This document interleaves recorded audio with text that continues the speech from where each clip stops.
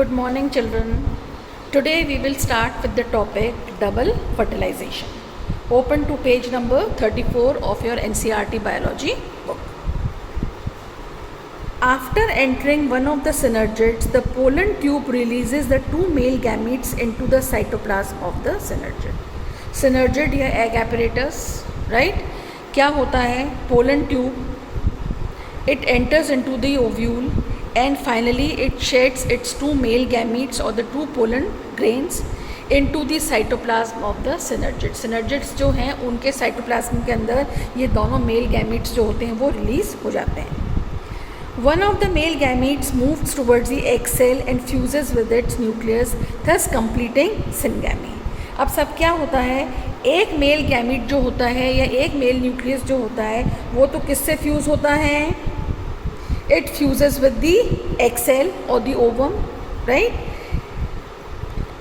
Thus completing syngamy. जब male gamete fuse करता है फीमेल गैमीट के साथ में तो क्या होगा साहब? X plus X, it will be 2X and that will be called as the fusion of the two nuclei, male and the female nuclei.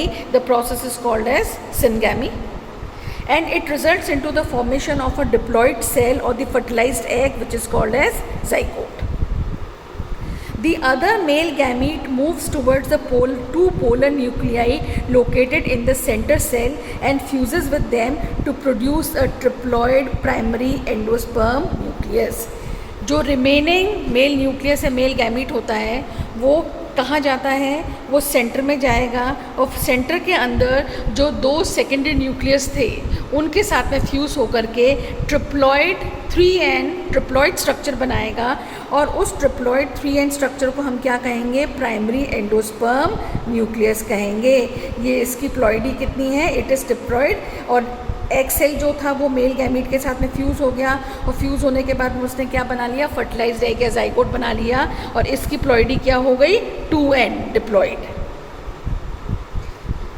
Figure 2.13a. As this involves the fusion of three haploid nuclei, it is termed as triple fusion. इस process को हम triple fusion भी कहते हैं. Triple fusion क्यों कहते हैं? क्योंकि दो न्यूक्लियाई ऑलरेडी प्रेजेंट थे ओव्यूल के अंदर और एक मेल गैमीट जो था जो हैप्लॉइड था उसने जाकर के इन दोनों हैप्लॉइड सेकेंडरी न्यूक्लियस के साथ में फ्यूज़ किया. As a result it has formed a triploid structure 3N structure. इसलिए हम इसको ट्रिपल फ्यूजन भी कहते हैं.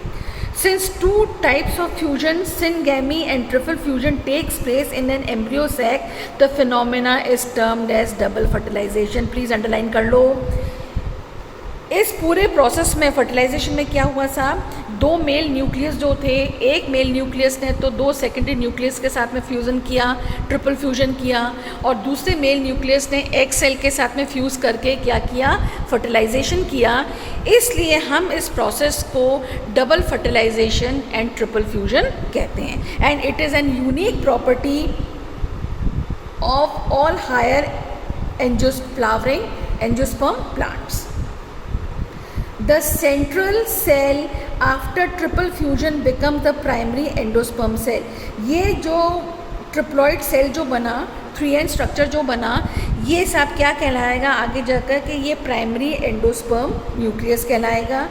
And develops into the endosperm while the zygote develops into an embryo. ये प्राइमरी एंडोस्पर्म न्यूक्लियस तो फाइनली क्या बनाता है? एंडोस्पर्म बनाता है सीड का और जाइगोट जो है वो क्या बनाएगा? एम्ब्रियो बनाएगा. तो ये आपके डिफरेंट स्टेजेस में हैं. अब हम बात करेंगे पोस्ट फर्टिलाइजेशन क्या होता है, स्ट्रक्चर और इवेंट्स क्या क्या होते हैं. Following double fertilization, events of endosperm and embryo development, maturation of ovules into seeds and ovary into fruit and collectively termed as post-fertilization events. तो साहब पोस्ट फर्टिलाइजेशन इवेंट्स में क्या क्या चीज़ें होती हैं? सबसे पहले तो होता है एंडोस्पर्म का डेवलपमेंट होता है, एम्ब्रियो डेवलपमेंट होता है, ओव्यूल्स का मैचुरेशन होता है और जो रिमेनिंग ओव्यूल्स जो होते हैं वो किस में कन्वर्ट हो जाते हैं? सीड्स के अंदर बीजों में कन्वर्ट हो जाते हैं. ओवरी किस में कन्वर्ट हो जाती है? फ्रूट के अंदर कन्वर्ट हो जाती है. इन सारे डेवलपमेंट्स को एंडोस्पर्म का फॉर्म होना, एम्ब्रियो डेवलपमेंट होना, मैचुरेशन ऑफ ओव्यूल्स का सीड्स में कन्वर्ट होना, ओवरी का फ्रूट में कन्वर्ट होना, ये सारे जो प्रोसेसेस हैं, इवेंट्स जो हैं, ये क्या कहलाते हैं? पोस्ट फर्टिलाइजेशन इवेंट्स कहलाते हैं। फर्टिलाइजेशन के बाद होने वाले जो चेंजेस हैं उन्हें हम पोस्ट फर्टिलाइजेशन इवेंट्स कहते हैं। अब हम एक एक स्ट्रक्चर के बारे में पढ़ेंगे। सबसे पहले हम पढ़ेंगे एंडोस्पर्म के बारे में। एंडोस्पर्म का क्या काम होता है? Let's see.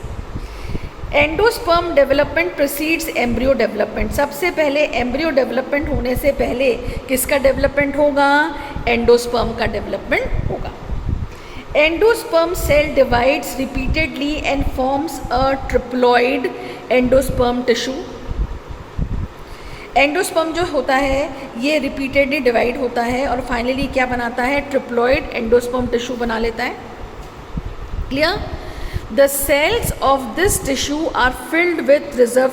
एंडोस्पर्म का काम क्या है? एंडोस्पर्म का काम होता है रिजर्व फूड मटेरियल को अपने अंदर रखना। और ये रिजर्व फूड मटेरियल कब काम आता है? जब एम्ब्रियो का डेवलपमेंट होता है, तब इस रिजर्व फूड मटेरियल से एम्ब्रियो अपना डेवलपमेंट करता है। भाई एम्ब्रियो जब डेवलप करेगा तो ऑब्वियस ही बात है उसको भी तो अपने लिए, अपने डेवलपमेंट के लिए, अपने ग्रोथ और डेवलपमेंट के लिए it needs food and nourishment, and that food and nourishment will be provided by this endosperm. Clear? In the most common type of endosperm development, the PEN का मतलब हो गया primary endosperm nucleus undergoes successive nuclear divisions to give rise to free nuclei। ये सबसे commonest type of जो endosperm development होता है उसमें क्या होता है? जो प्राइमरी एंडोस्पर्म न्यूक्लियस जो होता है, this primary endosperm nucleus it undergoes repeated या successive nuclear divisions and gives rise to a number of free nuclei. बहुत सारे फ्री न्यूक्लियस बन जाते हैं। This stage of endosperm development is called free nuclear endosperm. और इस तरह का जब एंडोस्पर्म का डेवलपमेंट जो होता है जिसमें खाली न्यूक्लियाई फॉर्म होते हैं बाय रिपीटेड या सक्सेसिव डिविजन्स, उसको हम फ्री न्यूक्लियर एंडोस्पर्म कहते हैं। Subsequently cell wall formation occurs and the endosperm becomes cellular. फिर उसके बाद में क्या होता है? पहले तो फ्री न्यूक्लियाई होते हैं, फिर ग्रेजुअली उन सब फ्री न्यूक्लियाई के चारों तरफ क्या डेवलप हो जाता है साहब? सेल वॉल फॉर्मेशन हो जाता है। तो हम उसको कहते हैं कि now the endosperm has become cellular. Cellular apparatus also develops. The number of free nuclei formed before cellularization varies greatly। और ये कितने free nuclei, primary endosperm nucleus जो है वो कितने सक्सेसिव या रिपीटेड डिविजन्स करके फ्री न्यूक्लियस बनाएगा, फ्री न्यूक्लियाई बनाएगा, इट वेरीज ग्रेटली। ये अलग अलग प्लांट स्पीशीज़ के अंदर वेरी करता है। द कोकोनट, अंडरलाइन करो, water from tender coconut that you are familiar with is nothing but free nuclear endosperm made up of thousands of nuclei and the surrounding white kernel is the cellular endosperm। Coconut is an example of free nuclear endosperm, जिसमें coconut का जो water होता है, नारियल का जो पानी होता है, वो पानी क्या है? It is nothing but the thousands and thousands of free nuclei. और उसके चारों तरफ, नारियल के अंदर जो पानी के चारों तरफ जो सफ़ेद गिरी होती है नारियल की, उसको हम क्या कहते हैं? सेल्यूलर एंडोस्पर्म कहते हैं। तो अगर आपसे क्वेश्चन में ऑब्जेक्टिव में पूछा जाए कि फ्री न्यूक्लियर एंडोस्पर्म का एक एग्जाम्पल दीजिए, तो best example is coconut, right. Endosperm में either be completely consumed by the developing embryo, example है pea, groundnut, beans, before seed maturation, और इट में persist in the mature seed, example है castor and coconut. देखिए साहब, कुछ plants तो ऐसे होते हैं जिनमें प्लांट के डेवलपमेंट के दौरान सीड जब डेवलप करते हैं उस दौरान जो है एंडोस्पर्म जो है वो कम्प्लीटली एग्जॉस्टेड हो जाता है, मतलब एंडोस्पर्म कम्प्लीटली यूटिलाइज हो जाता है। अपने ग्रोथ की डेवलपमेंट के दौरान एम्ब्रियो जब अपना डेवलपमेंट करता है तो उसको जो फूड और नरिशमेंट चाहिए होता है, obviously that nourishment is being derived from the endosperm, and when this endosperm is completely used up by the developing embryo, तो ऐसे प्लांट्स जो हैं उनका एग्जाम्पल कौन कौन है साहब? पी है, ग्राउंडनट है और बीन्स हैं। और कुछ प्लांट्स ऐसे होते हैं जिनके अंदर एम्ब्रियो के डेवलपमेंट के बाद भी एंडोस्पर्म परसिस्ट करता है, रहता है, या आप कह सकते हैं कि उनके अंदर एंडोस्पर्म कम्प्लीटली यूटिलाइज नहीं होता ड्यूरिंग द एम्ब्रियो डेवलपमेंट।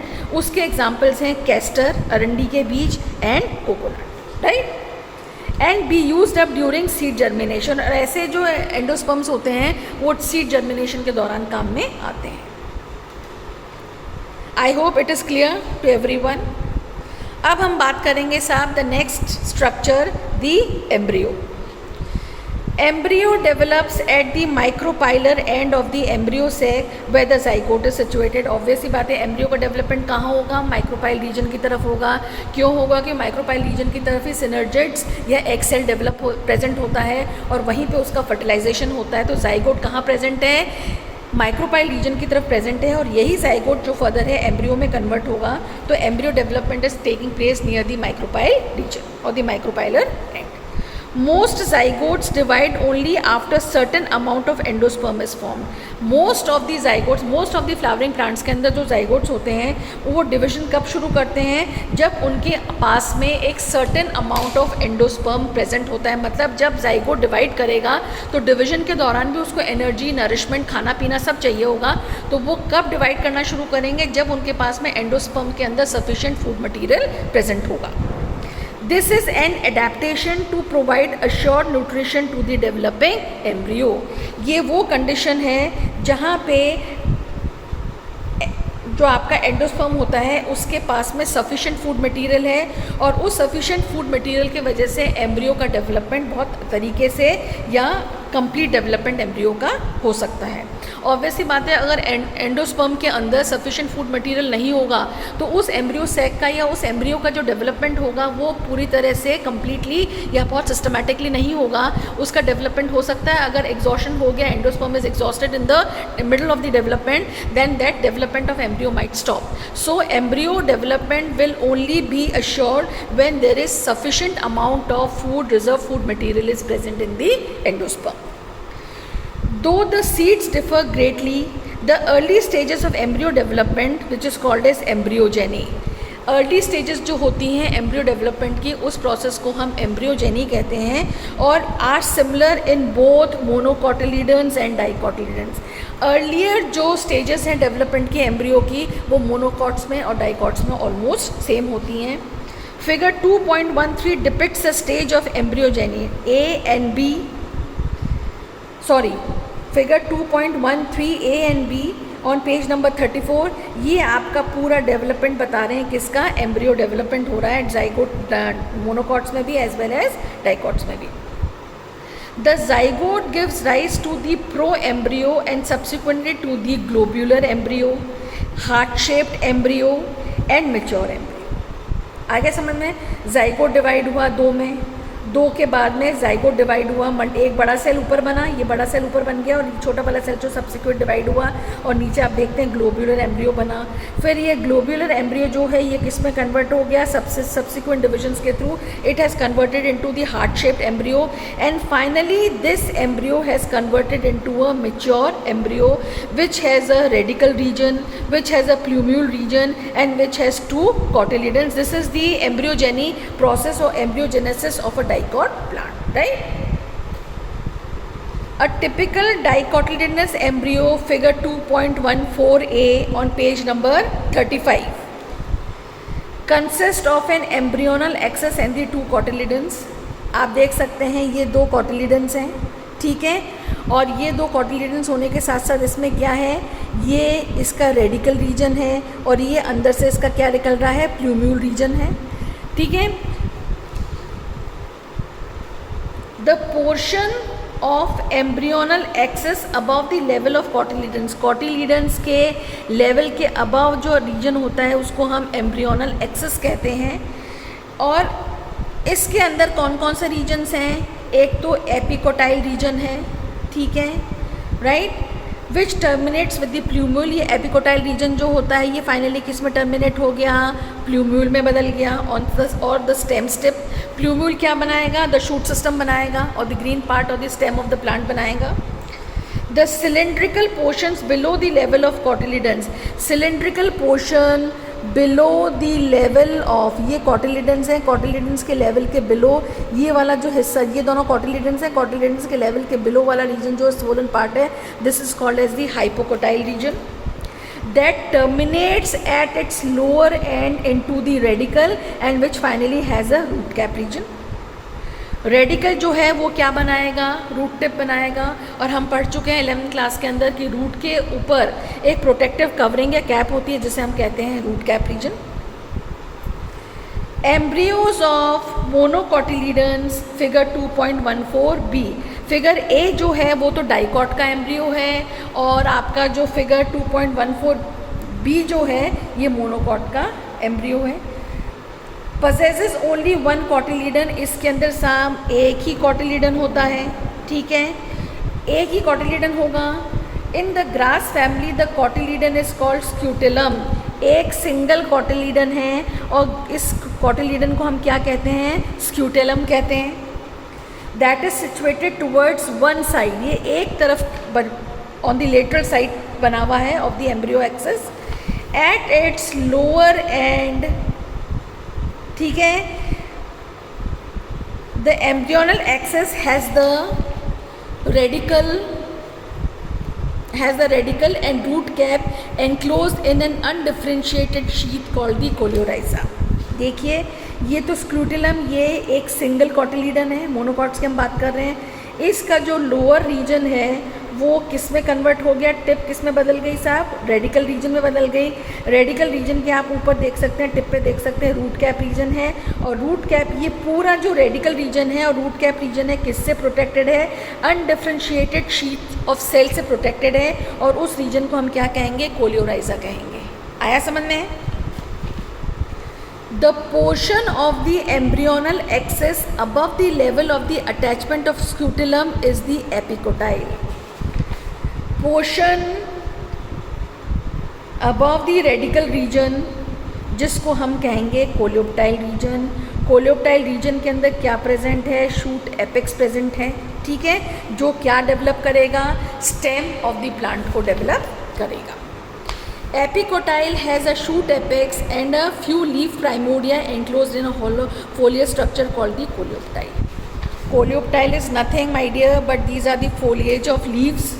बहुत छोटी छोटी, बहुत ही बारीक लीव्स हैं जो कि अभी अपने ग्रोथ फेज़ में हैं, डेवलपमेंट के फेज़ में हैं। और इस रीजन को हम क्या कहेंगे, कोलियोप्टाइल रीजन कहेंगे। आ गया समझ में? The next structure that we are going to study is, children, the structure of seed.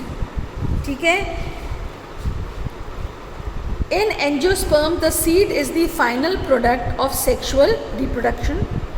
It is often described as a fertilized ovule. Seed जो है वो sexual reproduction का final product है, ठीक है, और इस seed को हम fertilized ovule भी कह सकते हैं क्योंकि seeds are formed inside the fruits and seeds typically consist of seed coats, cotyledons and an embryo. Seeds को हम fertilized ovule इसलिए कहते हैं कि seed के अंदर future baby plant होता है, embryo present होता है। seed के बाहर की परत जो होती है उसको हम seed coat कहते हैं। उसके अंदर अगर dicot plant है तो seed के 2 cotyledons होंगे और अगर monocot है तो seed के अंदर एक ही cotyledon होगा। The cotyledons figure 2.15a of the embryo are simple structures, generally thick and swollen due to storage of food reserves, as in leguminous. Cotyledons 2 हैं तो डाइकॉट प्लांट है। और cotyledons जनरली क्या होते हैं, फूले हुए होते हैं, स्वोलन होते हैं। स्वोलन क्यों होते हैं, क्योंकि सब cotyledon के अंदर रिजर्व फूड मटेरियल होता है, ये स्टोर करके रखता है फूड को। मेच्योर सीड्स में भी नॉन एल्ब्यूमिनस और एल्ब्यूमिनस अंडरलाइन कर लें। नॉन एल्ब्यूमिनस और एल्ब्यूमिनस सीड्स क्या होती हैं, non-albuminous seeds have no residual endosperm as it is completely consumed during embryo development. Non-albuminous seeds वो होती हैं जिनके अंदर एंडोस्पर्म या रिजर्व फूड मटेरियल जो होता है वो completely यूटिलाइज हो जाता है during the process of embryogenesis या एम्ब्रियो डेवलपमेंट। तो ऐसे सीड्स को हम क्या कहते हैं, नॉन एल्ब्यूमिनस सीड्स कहते हैं। और इसका एग्जाम्पल है पी एंड ग्राउंडनट, मटर और मूंगफली, ठीक है।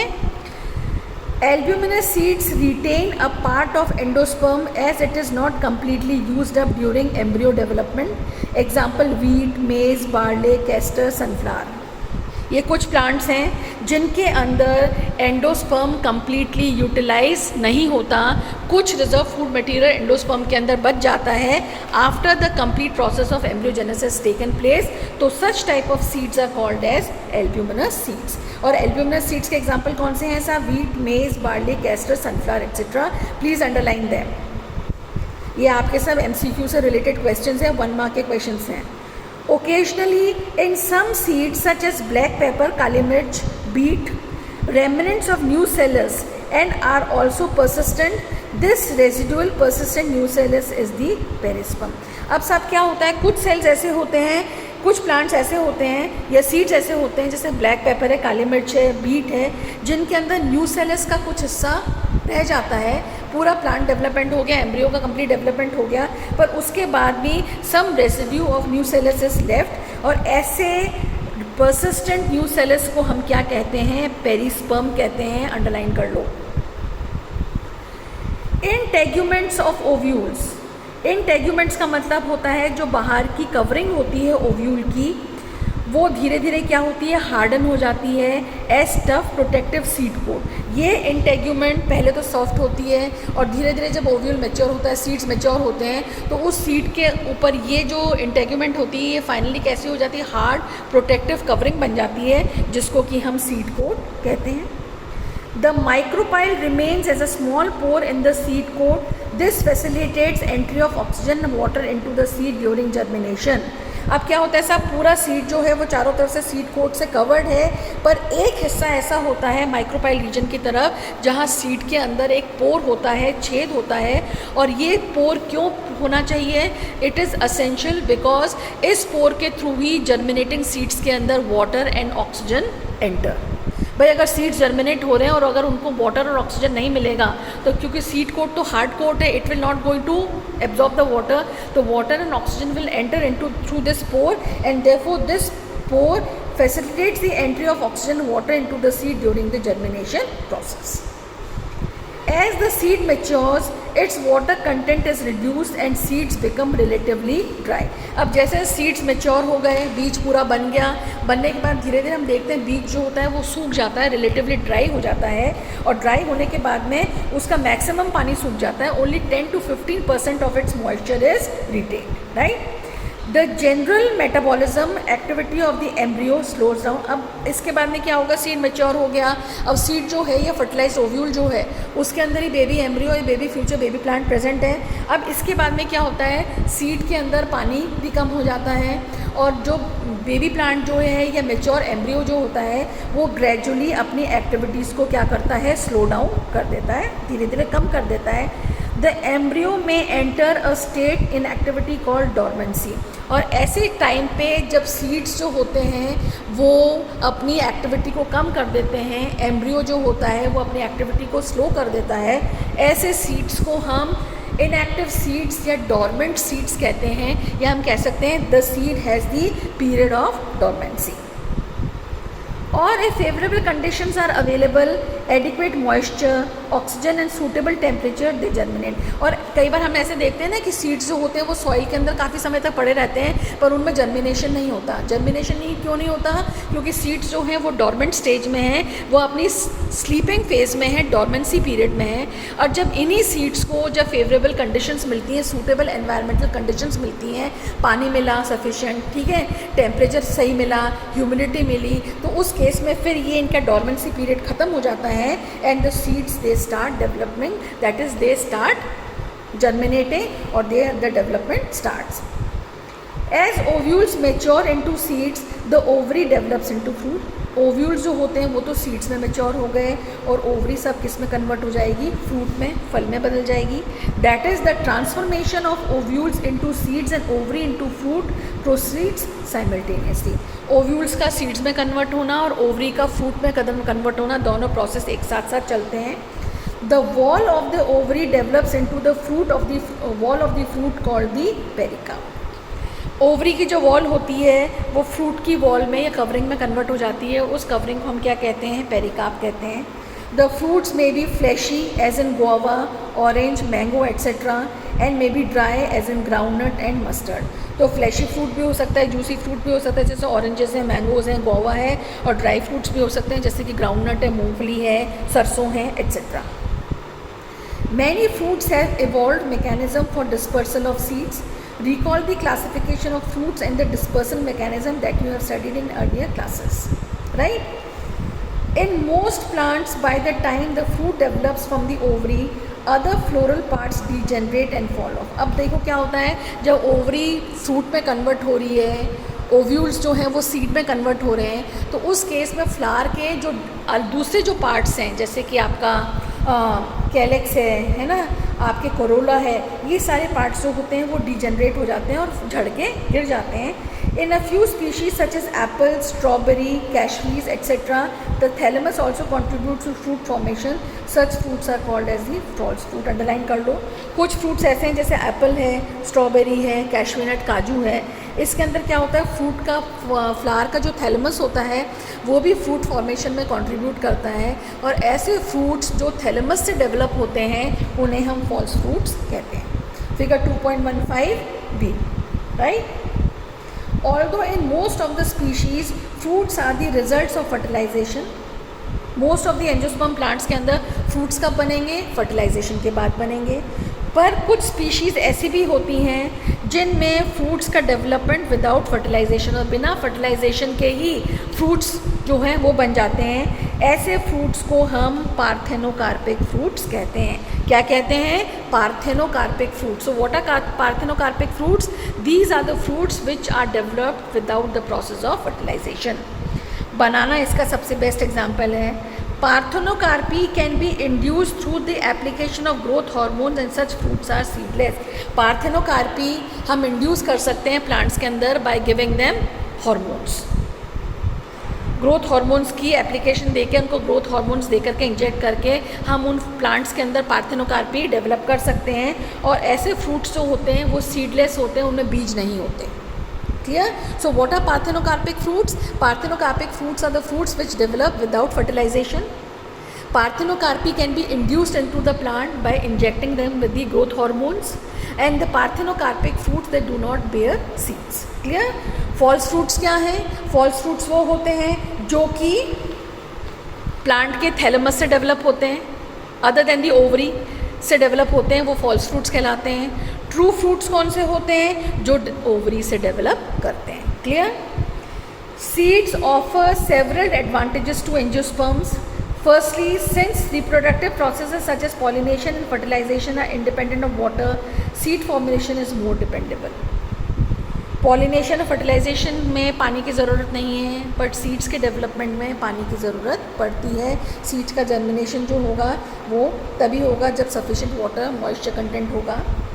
Also seeds have better adaptive strategies for dispersal to new habitats and help the species to. The hard seed coat provides protection to the young embryo. Being products of sexual reproduction, they generate new genetic combinations leading to variations.